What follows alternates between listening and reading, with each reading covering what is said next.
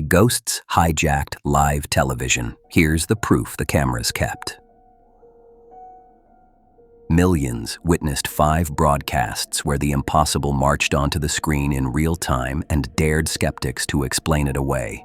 Tonight you get every frame, every goosebump, and every debunk attempt that failed. While most paranormal compilations rely on shaky home videos, these encounters unfolded under multi-million-dollar lighting rigs, broadcast standards, and dozens of eyewitness professionals. Every segment you are about to see was vetted by network lawyers before going to air, making accidental hoaxes far harder than you might think. First up, Halloween night, 2008, Eastern State Penitentiary, Philadelphia. Sci-Fi's Ghost Hunters rolled a 7-hour live investigation from the crumbling cell blocks once feared by Al Capone.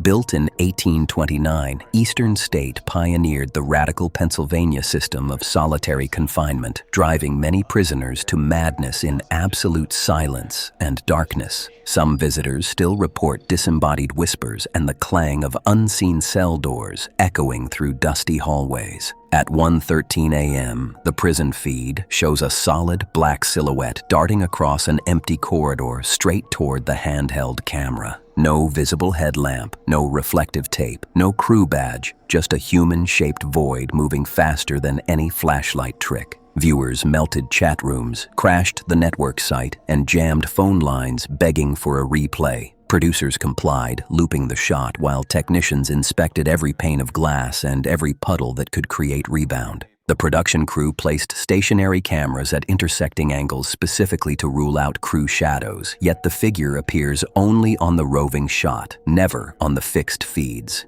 Infrared scans showed no parallel movement, and the angle killed the mirror theory because the opposite wall was solid limestone. Frame-by-frame review still shows the shape entering from total darkness and dissolving outside lens range without casting a single shadow. That mismatch convinced many experts it wasn't a camera glitch, but an object generating its own absence of light. Equipment logs show no drop in infrared lux levels when the entity passed, suggesting it absorbed rather than reflected energy. Psychics note the silhouette mirrors accounts from 1931, when a night guard fired his revolver at a dark mass that vanished at the same intersection of corridors. Even debunkers concede the clip is not easily faked without sophisticated rotoscoping, and that level of post-production is impossible during a live simulcast. A decade later, the clip remains the most watched evidence in the show's archive, and no reflection test has ever matched the anatomy of that sprinting shadow.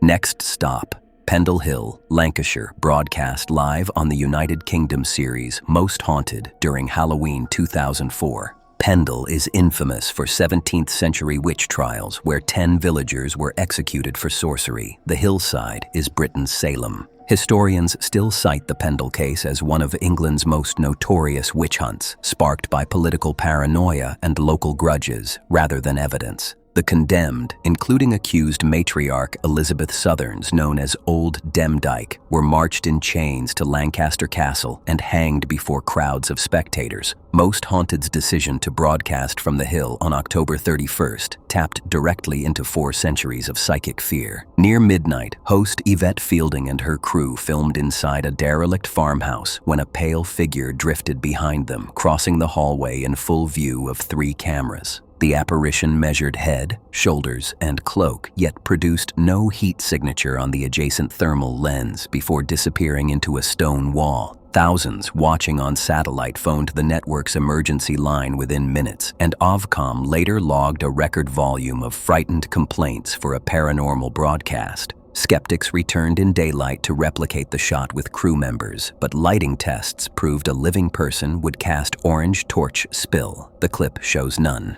Camera telemetry also notes no lens fogging, and the apparition appears equidistant from all 3 lenses, ruling out a foreground mist.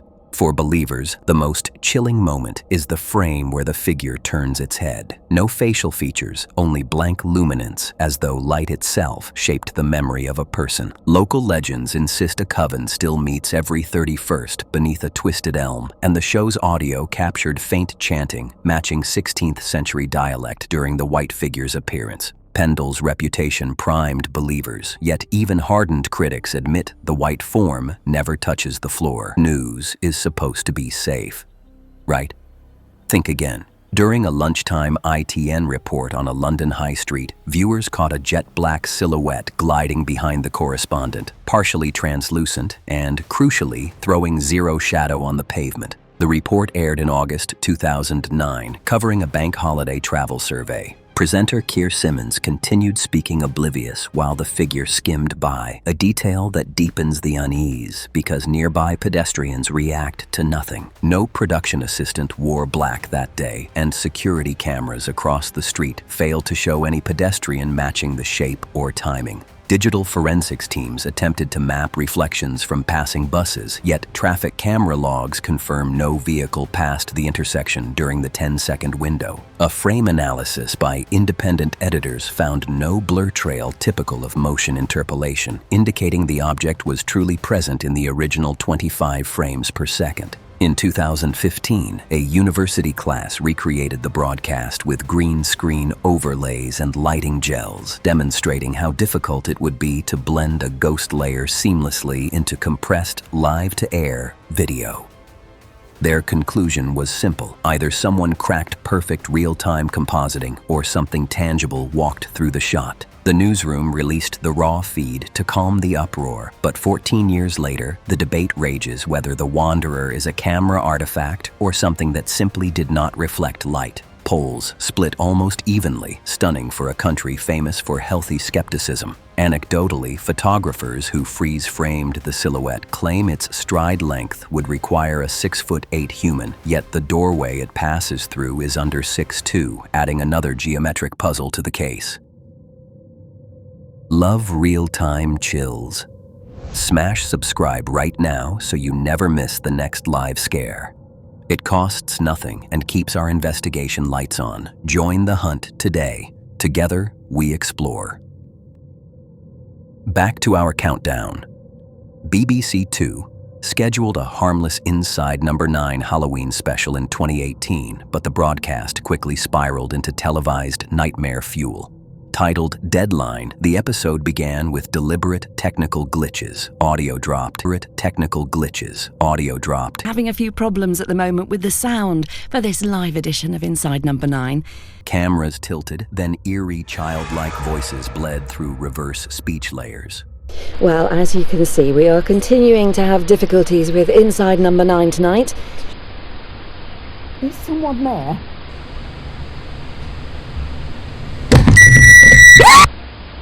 Viewers thought the studio link had been hijacked by a restless spirit. Tens of thousands flooded social media, accusing the broadcaster of airing a cursed signal. Phones rang in continuity control as people begged presenters to leave the haunted set. Special Ghost Watch, which fooled an entire nation and caused an estimated 30,000 complaint calls in a single night. Pemberton and Shearsmith hid tiny clues for eagle-eyed fans, including a skull icon lurking in the waveform and a phantom reflection in the studio glass 4 minutes before the first glitch. The stunt paid homage to the 1992 BBC Special Ghost Watch, which fooled an entire nation and caused an estimated 30,000 complaint calls in a single night. Pemberton and Shearsmith hid tiny clues for eagle-eyed fans, including a skull icon lurking in the waveform and a phantom reflection in the studio glass 4 minutes before the first glitch. Audio engineers later released data showing deliberate frequency drops at 19 Hz, the so-called fear frequency linked to uneasy sensations in the human ear canal. People at home reported nausea and dizziness, reinforcing the illusion that something supernatural occupied the signal path. Only after credits did writers Steve Pemberton and Reese Shearsmith reveal every disruption had been scripted.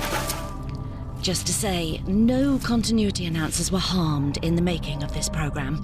Proving how effortlessly live television can weaponize expectation and fear. The episode has since become a case study in media psychology classes examining how expectation primes audience perception. Even knowing the truth, fans replay the broadcast and still shiver when the waveform morphs into what looks like a screaming skull. After transmission, the channel helpline received reports of televisions switching on by themselves and remote batteries draining, phenomena later blamed on power surges, but nevertheless logged in the overnight engineering report.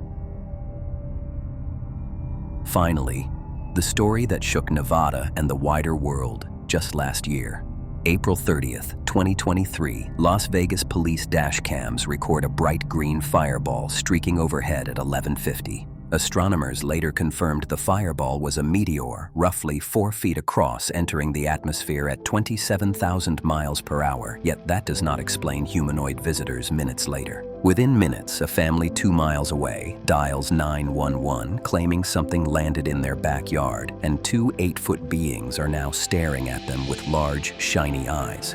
Officers respond, their body cams capturing the anxious homeowners and a sudden loud thud from the darkness. Local news airs the footage before sunrise. By afternoon, international networks are replaying the call with subtitles, pausing on a tall silhouette, partially visible behind a forklift. I'm not going to BS you guys. One of my partners said they saw something fall out of the sky too, so that's why I'm kind of curious. Did you see anything land in your backyard? Or? They see like a big, that's what they say. They see like a big in their backyard. The fireball sparked a call to 911 about aliens in a Northwest Valley backyard, and this response from Metro Police. They're shiny eyes and they're not human. They're 100% they're not human.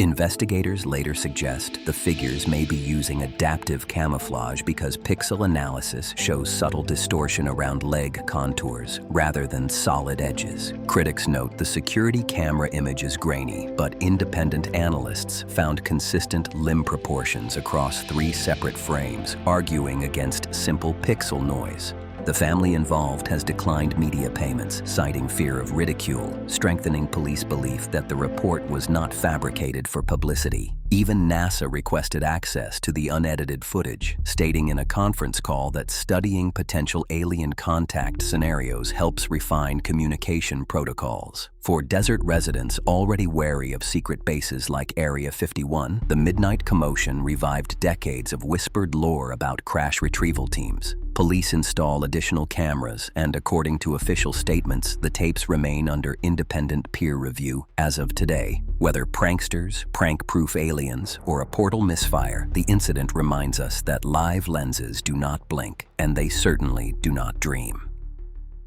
5 encounters, 5 different broadcasts, yet the same unnerving lesson. When the camera is rolling, reality has no rewind buffer. We can test angles, scrub metadata, and cross-examine technicians, but the moment a shadow sprints, a phantom floats, or a giant stares, our neat worldview cracks. If that thrill kept you watching, share this video with the bravest friend you know, drop your hometown legend below, and, above all, keep the lights on. Because somewhere, a red recording light is already capturing the next impossible visitor. Stay curious, seekers of truth. Always